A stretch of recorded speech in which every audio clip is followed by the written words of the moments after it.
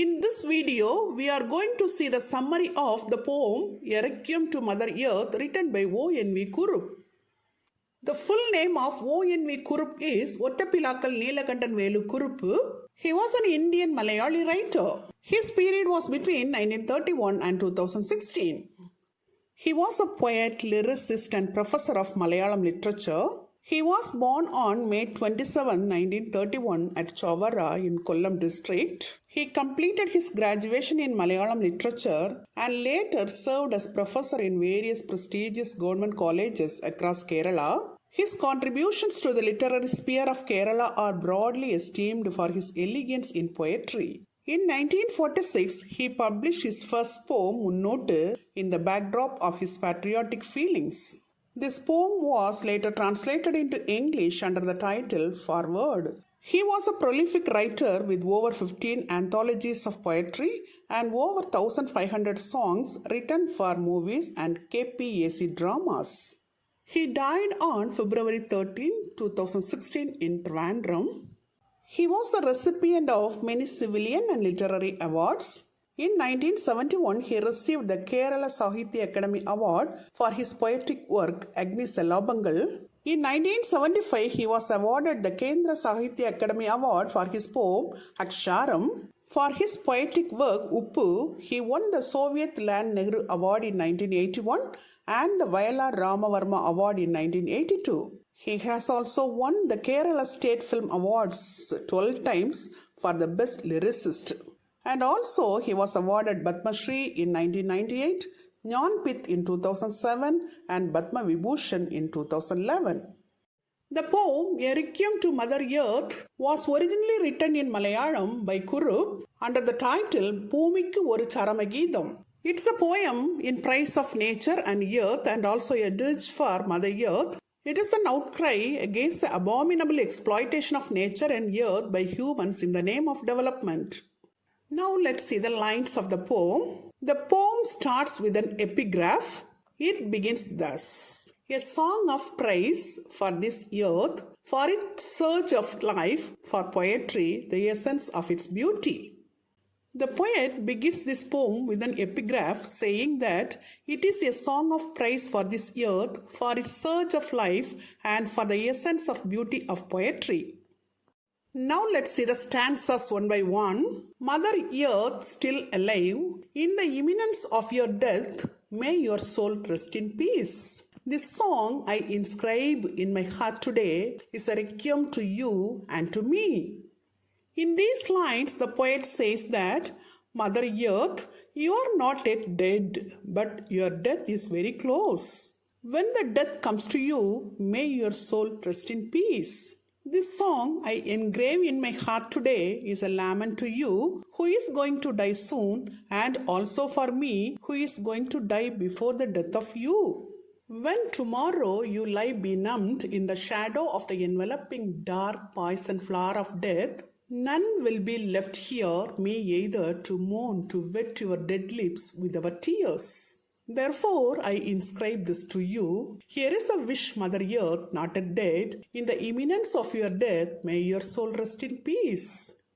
In these lines, the poet says that, in future, when you lie dead under the shadow of the dark poison flower of death, no one, including me, will be left here to mourn for your death and to moisten your dead lips with our tears. So, I write this song to you. It is my wish, Mother Earth, who is not yet dead, when the death comes to you, may your soul rest in peace. You bore countless children who cannot live in amity. You saw them with your own eyes eating one another. You stood helpless, shedding unseen silent tears. Then, as they danced merrily, eating you up slice by slice and protesting all suffering, you stood. In these lines, the poet says, you have a lot of children who are unable to live in unity. You saw with your own eyes that they are killing one another, but you are unable to do anything. You are helpless and so you are shedding tears silently. After eating each other, they started eating you slice by slice happily, but you stood as the unprotesting, all-suffering Mother Earth. Parting your soft green mantle, you breastfed them. As they swelled, they developed a strange thirst, their last, a thirst for the blood of your sacred heart. In these lines, the poet says, you breastfed them by giving your soft green natural resources. As they ate and became stronger, they began to exploit you. Because of their strange thirst, they started to drink the blood of your sacred heart. O mother, favorite bride of the sun, you lost your sun-given bridal dress. They tore it to shreds. They clawed at your bare body. They sucked the gushing blood. The rhythm of death resounds everywhere as they swirl in their frenzied dance. In these lines, the poet says, O Mother Earth, the favorite bride of the sun, your children tore your bridal dress given by the sun into pieces. Like bees, they clawed at your body and sucked your blood. As they dance on you wildly, the rhythm of death echoes everywhere. The story of the Greek young man who unwittingly married his mother is old. They, the children of Mother Earth who stripe her naked, are writing a new version of the old story. What they strike, they sell in the market for a drink. The villain's claw, the axe, plays on and on. In these lines, the poet says, the story of the Greek young man Oedipus, who married his mother unknowingly, is an outdated story. Now, the children of Mother Earth, who take away all her resources and keep her naked, are writing a new version of the old story. They strip her naked and sell her in the market for a drink. They strip her with axes, which is the villain's claw. The eyes of the blazing sun shoot rays of fiery fury. June clouds hunt for drinking water. December nights hunt for cold. April dawns hunt for a tiny flower. Sylvan rivers hunt for swirling currents. The rhythm of creation is shattered. In these lines, the poet says, the sun shines brightly and its rays are very hot like fire. June clouds are searching for drinking water. December nights are searching for cold. April dawns are searching for small flowers, and the rivers in the forest are searching for the swirling movement of the water. The climate has completely changed, and so the seasons. Because of the cruelty done by humans, the stability of the ecosystem is lost. The wheels of the chariot of life are struck on their course. All I have, mother mine, are your sweet memories. In these lines, the poet says, the wheels of the chariot of life are stuck on their path. My mother, as long as I have sense, your sweet memories only will remain in me. Mother, you came as the first awakening with your herb and honey on my tongue. You drip the last drop of water as my flame goes off. I have always marveled at your magic of catching an infant sun in a dewdrop. My fancy has grazed in the shades of your trees. Like prophets of yore, winds trod upon your seas. In these lines, the poet says, Mother, from the first drop of honey and herb on my tongue to the last drop of water at the time of my death, everything is taken from you. I wonder at your magic of catching the beauty of the sun in a dewdrop. My imagination has grown in the shades of your trees. Like the prophets of long past, winds walk upon your seas. Mother, I see you in myriad forms. How you deck the trees with verdant hues. How you scare me with the screeching of the owl. How you comfort me with the cuckoo's song. How you dip the dusk in gold. How you carry the eventide and disappear into the woods. How you return with the dawn on your shoulders. How you wake me up and feed me the nectar of poetry. In these lines, the poet says, Mother, I see you in different forms. You decorate the trees with fresh shades of color. You frighten me with the screeching of the owl. You comfort me with the song of cuckoo. You dip the dusk in golden color. You carry the beauty of the evening time and disappear into the forest every evening. You return every morning holding it on your shoulders, and you wake me up and feed me the nectar of poetry. Your beauty makes me to write wonderful poetry. How you carry me ever so gently like the lotus leaf does a drop of water. I know all this, O Mother, what remains immortal in me are your memories. In these lines, the poet says, you always carry me so gently like the lotus leaf carries a drop of water.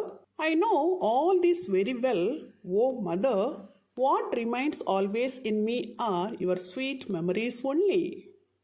As an outcast with bowed shaven head, you trudge along the solar highway carrying the bundle of your shame, weighed down with the sin of having born children who turn mother ravishers. With your mind consumed, doesn't cruel death creep in through your veins? In these lines, the poet says, like an outcast with bowed, tonsured head, you walk slowly along the solar highway, carrying a bundle of shame and weighed down with the sin of giving birth to children who rape their own mother. They destroy you in all ways, and so you are going to face your cruel death very soon. Mother Earth still alive, this is your requiem. The song I inscribe in my heart today is a requiem to you and to me. I won't be here to wet your dead lips to mourn your death. Therefore, I inscribe just this much here. O Mother Earth, in the imminence of your death, may your soul rest in peace, in eternal peace. In these lines, the poet says, Mother Earth, you are still alive. You are not dead. This is a song to honor you who is going to die soon. I inscribe this song in my heart today is a lament to you and also to me. When you die, I won't be here to mourn your death and moisten your death lips with my tears. So I write this song to you. When your death comes in future, may your soul rest in peace and everlasting peace. Thus, with these words, the poet Kurup concludes this poem. As I have already said, this poem is in praise of nature and earth and also a dirge for Mother Earth. In this poem, the poet says again and again that the death of the earth is imminent and it is a caution to all humans. Now let's see the analysis of the poem. This poem was originally written in Malayalam by O.N.V.Kurup under the title Bhumikku Oru Charamageetham. It is a poem in praise of Mother Earth. It begins with an epigraph. The speaker of the poem is the poet himself. He addressed to the Mother Earth. The poem discusses the various ways in which people destroy Earth for selfish motives. The poet addresses the issues of ecological preservation and the unsympathetic ways in which landscape is commodified and divided up by human beings for egocentric motives. Through this poem, the poet urges the human beings to be grateful to Mother Earth for nurturing and fostering them. This poem is a dirge for Mother Earth, and the poet anticipates the death of our mighty Earth. Through this poem, the poet conveys that the exploitation of Earth will lead to the extinction of life. The main idea of the poem is love of nature and the role of the Earth in being a part of nature's beauty. The main message of the poem is the healthier our ecosystems are, the healthier the planet and its people. Restoring ecosystems will help to end poverty, combat climate change, and prevent mass extinction. Till now, in this video, we have seen the summary and analysis of the poem A Requiem to Mother Earth written by O.N.V.Kurup. Hope you would have understood it very clearly. Thank you for listening.